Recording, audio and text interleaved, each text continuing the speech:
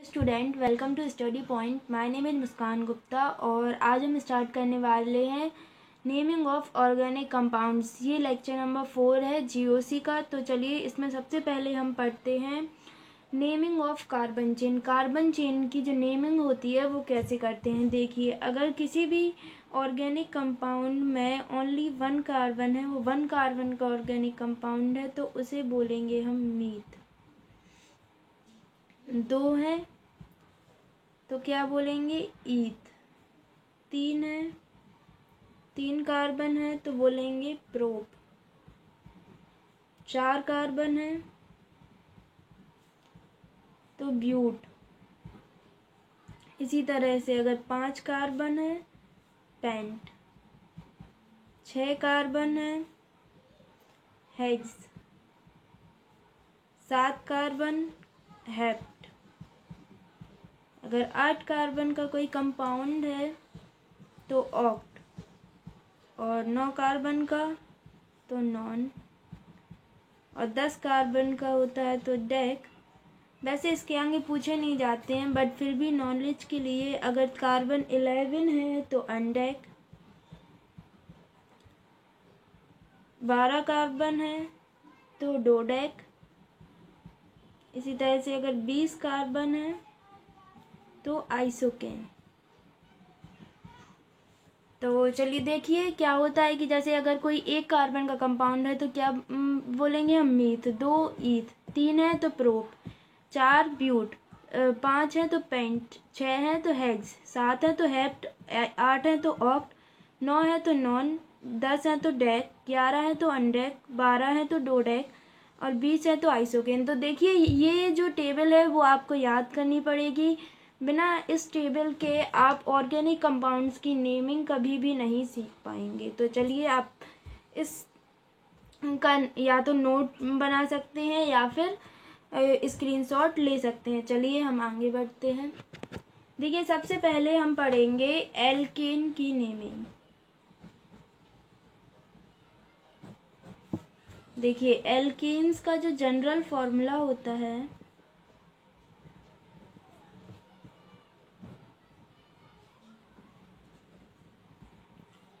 वो होता है CnH2n+2, और इसका जो सफिक्स होता है वो होता है एन। और देखिए ये एल्केन में कौन कौन सा बॉन्ड होता है, सिंगल बॉन्ड। तो इसमें कौन सा बॉन्ड पाया जाता है, सिंगल बॉन्ड। तो चलिए हम स्टार्ट करते हैं। तो देखिए सबसे पहले अगर हम यहाँ पर n=1 रखते हैं, n=1, तो यहाँ पर क्या बनेगा, CH4। तो देखिए ये जो हाइड्रोजन होते हैं वो इस तरह से जुड़े होते हैं।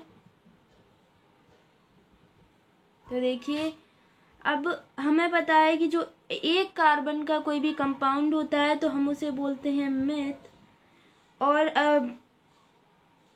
इसका जो सफिक्स है वो है एन, क्योंकि ये क्या है, सिंगल बॉन्ड। और वैसे भी 1 कार्बन है तो क्या सिंगल, बट इसे सिंगल में ही लेते हैं, तो मीथेन।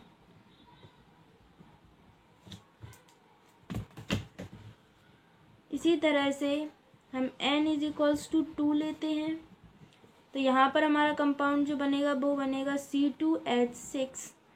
तो देखिए यहाँ पर नेमिंग देखते हैं। यहाँ पर 2 कार्बन है, 2 कार्बन के लिए हम लेते हैं ईथ, और सफिक्स है एन, तो यहाँ पर क्या हो जाएगा, इथेन। देखिए इसका हम स्ट्रक्चर बनाते हैं। देखिए 2 कार्बन है और हाइड्रोजन। तो देखिए हम जानते हैं कि हाइड्रोजन की वो कार्बन की जो बैलेंसी होती है वो 4 होती है। तो देखिए एक बॉन्ड बना हुआ है और इसकी जो 3 बैलेंसी है वो हाइड्रोजन पूरी करता है। तो देखिए इस तरह से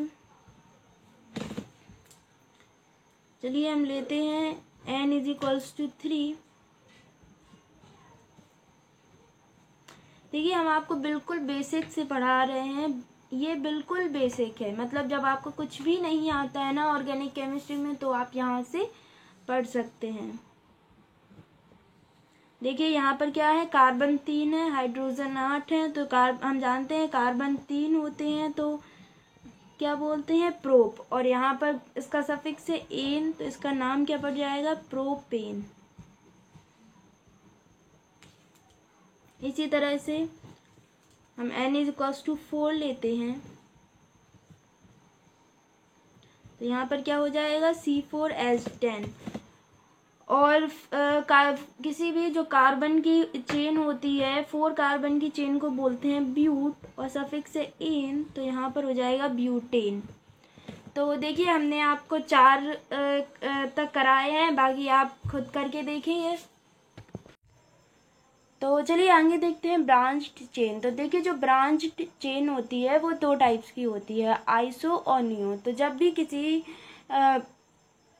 ओपन चेन में के सेकंड नंबर के कार्बन पर कोई मिथाइल ग्रुप जुड़ा होता है तो वो होता है आइसो।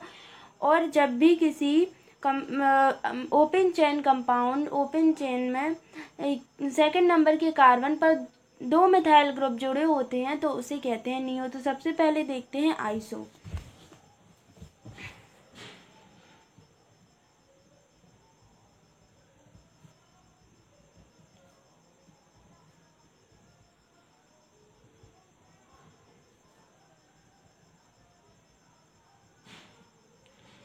तो देखिए ये एक ओपन चेन है जिसके सेकंड नंबर के कार्बन पर देखिए जो कार्बन की जो मतलब जो चेन की नंबरिंग हम स्टार्ट करते हैं, या तो वो हम आगे से कर सकते हैं या पीछे से कर सकते हैं। तो देखिए जहाँ से हमें कोई जो अलग से ग्रुप होता है वो पास पड़ता है, हम वहाँ से करते हैं। तो देखिए यहाँ से करने पर 1 2 3 ये थर्ड नंबर पे आ रहा है, बट यहाँ से करने पर 2 नंबर सेकंड नंबर पे आ रहा है, तो हम यहाँ से करेंगे। तो देखिए इसमें सेकंड नंबर पर एक मिथाइल ग्रुप जुड़ा हुआ है, तो सबसे पहले ये क्या है, आइसो। तो आइसो अब देखेंगे कि इसमें कितने कार्बन है, 5 कार्बन है, तो ये क्या हो जाएगा, पेंटेन।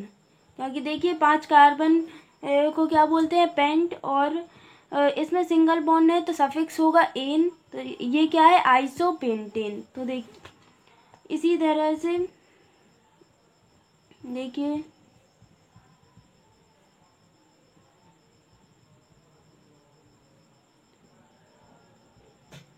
देखिए यहाँ पर हम किसी भी तरफ से कर सकते हैं, सेकंड नंबर पर ही आएगा। तो सबसे पहले आइसो, और देखिए ये कितने कार्बन की चेन है, 1 2 3 4 4 कार्बन की चेन को क्या बोलते हैं, ब्यूट, और इसमें सफिक्स आएगा एन, तो क्या हो जाएगा, आइसो ब्यूटेन।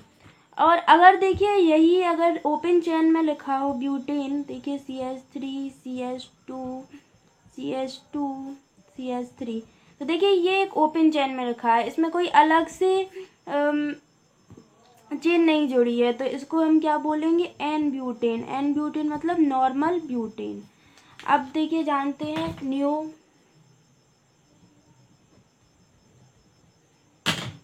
तो देखिए जो नियो होता है वो जब भी किसी ओपन चेन के सेकंड नंबर के कार्बन पर 2 मिथाइल ग्रुप जुड़े होते हैं तब वहाँ क्या लगता है, नियो। तो देखिए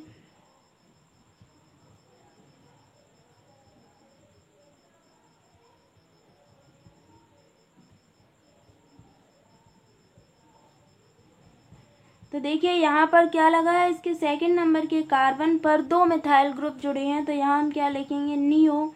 और देखिए कितने कार्बन है इसमें, 1 2 3 4 5, तो पेंट एन, तो ये क्या हो गया, नियो पेंटेन। तो आई होप आपको ब्रांच चेन समझ में आया होगा। अब आप कर लेंगे आगे से। तो अब हम जानते हैं एल्कीन्स।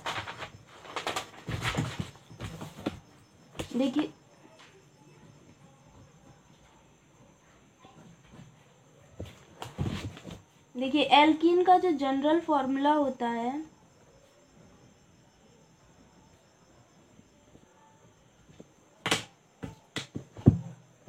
वो होता है CnH2n, और इसका जो सफिक्स होता है वो होता है इन, और इसमें कौन सा बॉन्ड होता है, डबल बॉन्ड होता है। तो देखिए यहाँ पर N=, हम 1 नहीं लेंगे। 1 क्यों नहीं लेंगे, क्योंकि डबल बॉन्ड कभी हमेशा 2 कार्बन के बीच होगा, कभी भी 1 कार्बन के बीच नहीं होगा। तो N=2 लेंगे हम सबसे पहले। सबसे पहले हम इसमें लेंगे n इज इक्वल्स टू 2। तो देखिए क्या होगा, C2H4। तो चलिए इसे बनाते हैं। 2 कार्बन्स हैं, हाइड्रोजन 4 है। अब देखिए यहाँ पर कार्बन की एक एक वैलेंसी कम है, तो यहाँ पर क्या एक डबल बॉन्ड आ जाएगा।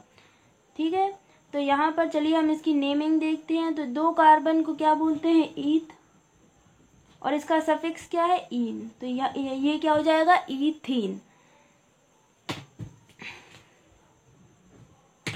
इसी तरह से देखिए n इज इक्वल्स टू 3। तो यहाँ पर देखिए क्या हो जाएगा, C3H6। तो यहाँ पर क्या CH3 CH और CH2। देखिए यहाँ पर किसी भी एक 2 कार्बन्स के बीच ही डबल बॉन्ड लगेगा। यहाँ पर हर 2 कार्बन के बीच नहीं लगेगा, किसी भी 2 कार्बन के बीच लगेगा। मतलब एक जो कंपाउंड है उसमें एक ही डबल बॉन्ड होगा। तो चलिए इनकी बैलेंसी देखते हैं। देखिए 3 कार्बन है, हाइड्रोजन 6 है, 3 और 1 4 और 2 6। अब देखते हैं इनकी नेमिंग। तो देखिए 3 कार्बन को क्या बोलते हैं, प्रोप, और इनमें डबल बॉन्ड है तो क्या आ जाएगा, प्रोपीन।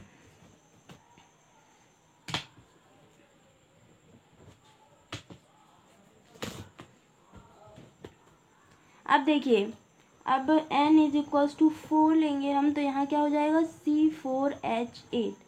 अब देखिए यहाँ तो अगर हम यहाँ का डबल बॉन्ड लगा देते तब भी ये पहले नंबर पर ही होता, और यहाँ डबल बॉन्ड लगाया हमने तब भी पहले नंबर पर ही था। बट यहाँ पर थोड़ी कंफ्यूजिंग है। यहाँ पर अगर हम यहाँ डबल बॉन्ड लगा देंगे तो पहले पे होगा, यहाँ लगा देंगे तो दूसरे पे होगा।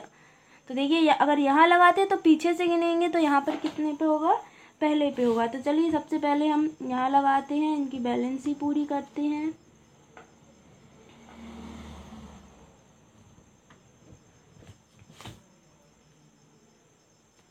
तो देखिए यहाँ पर क्या हो जाएगा, ब्यूट, क्योंकि 4 कार्बन है और डबल बॉन्ड है तो इन, ब्यूटीन। देखिए पहले नंबर पर है तो हम यहाँ पर ब्यूट 1 इन भी लिख सकते हैं या फिर ब्यूटीन भी लिख सकते हैं नॉर्मली। अब देखिए अगर ये डबल बॉन्ड सेकंड नंबर पर होता तो देखिए